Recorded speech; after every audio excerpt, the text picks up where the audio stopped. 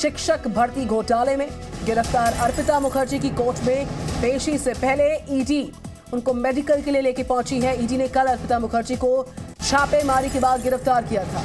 ED को उनके घर से छापेमारी में 21 करोड़ से ज्यादा का कैश मिला था। साथ ही साथ गहने, फॉरेन करेंसी, 23 के आसपास मोबाइल फोन्स उनके घर से बरामद किए थे ईडी की टीम ने। इस बीच ईडी ने 14 मल्टीपल लोकेशंस पर कल रेड मारी थी। तो पश्चिम बंगाल से खबर, शिक्षक भर्ती घोटाले में गिरफ्तार अर्पिता की अब से कुछ देर के बाद कोर्ट में पेशी। उससे पहले अर्पिता मुखर्जी को आपने देखा किस तरीके से उनके घर पर छापा मारा गया था। बड़ी संख्या में वहां से फॉरेन करेंसी मिली थी, गहने, कैश और फोन्स मिले थे। और इस बीच कुछ ही देर में कोर्ट में अर्पिता की पेशी होने जा रही है। और ये 5 बड़ी तस्वीरें आपके सामने, जी न्यूज़ लगातार तस्वीरें आपको दिखा रहा है किस तरीके से पश्चिम बंगाल में शिक्षक भर्ती घोटाले के बाद से तमाम जो हाई प्रोफाइल नेम्स हैं वो सामने आए हैं। हाई प्रोफाइल ये मामला है, कई लोग इसमें जो है लगातार प्रवर्तन निदेशालय के रडार पर हैं। अर्पिता मुखर्जी उनमें से एक हैं, गिरफ्तार हो चुकी हैं, कोर्ट के सामने पेश होना है। मेडिकल के लिए उनको टीम लेके गई है और आज कोर्ट में अब से कुछ ही देर में पेशी है। कल उनके घर पर रेड मारी गई थी जहां पे बड़ी संख्या में कैश मिला और फॉरेन करेंसी मिली थी, गहने मिले थे, साथ ही कई मोबाइल फोन्स को बरामद किया गया। इस बीच मंत्री पार्थ चैटर्जी 2 दिन की ईडी की रिमांड पर हैं। तो मंत्री पार्थ चैटर्जी के करीबी अर्पिता मुखर्जी के घर करोड़ों की रकम मिलने के बाद से बीजेपी ने टीएमसी पर हमले बढ़ा दिए हैं।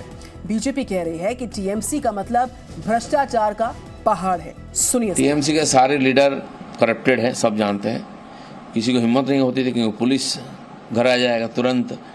इसीलिए अभी ये जो बरामद हुआ है, चाहे मोबाइल हो और दूसरा डॉक्यूमेंट हो, उसका ऊपर अगर ठीक से कार्रवाई किया जाए तो बहुत दूर तक तार पहुंचेगा, बहुत नेता तक पहुंचेगा और जिनको अरेस्ट किया गया उनसे पूछताछ में बहुत सारा तथ्य आ जाएगा।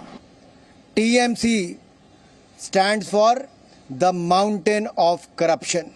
द माउंटेन ऑफ करप्शन, एक भ्रष्टाचार का बड़ा पहाड़, एक अड्डा तृणमूल कांग्रेस बन गई है, उनकी सरकार बन गई है, जहां करोड़ों की लूट होती है।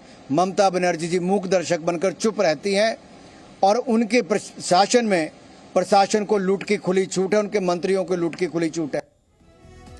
सीधे कोलकाता चलते हैं, पूजा मेहता वहां से लाइव रिपोर्ट कर रही है। पूजा, इस पूरे करप्शन के केस में जो ईडी का एक्शन प्लान है आज क्या रह सकता है? एक तरफ 2 दिन की ईडी की रिमांड पर पार्थ है, दूसरी तरफ अब से कुछ ही वक्त के बाद अर्पिता को कोर्ट में पेश होने का आदेश है। बिल्कुल दीदी, आपको बता दें 2 बड़ी अपडेट दे देते हैं। अर्पिता मुखर्जी को ईएसआई अस्पताल ले जाया गया है, वहां पर उनका मेडिकल चेकअप हो रहा है। एक बार मेडिकल एग्जामिनेशन हो जाए और उसके बाद उनको यही सीएमएम कोर्ट लाया जाएगा जहां पर कल पार्थो चैटर्जी की कोर्ट में पेशी हुई थी और उसके बाद ईडी फुल टर्म या फिर 14 दिन की कस्टडी की मांग कर सकता है। लेकिन अब देखना होगा कि जज आखिरकार कितने दिन के रिमांड अलाउ करते हैं।